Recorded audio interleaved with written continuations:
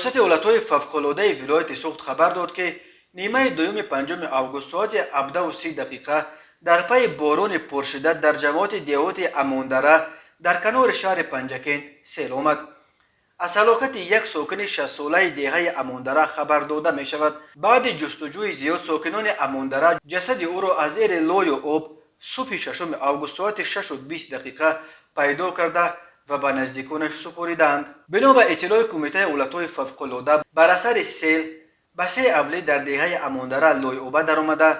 سیل 29 زمین نزد اولگی، 10 هکتار زمین‌های کشت و 10 کیلومتر راه ماشینگرد دیهه را نیز از لای پر کرده است. همچنین سیل در جماعت دیهات یوری، محله سوشنگ و جماعت دیهات شینگ، دیهه زوران نیز با آوردن لای آب به ساکنان ضرر رسانیده است. یادآور می‌شویم روز 19 ایول بر اثر سیل در دیهه کشتودک پنجکین 13 نفر به هلاکت رسیدند.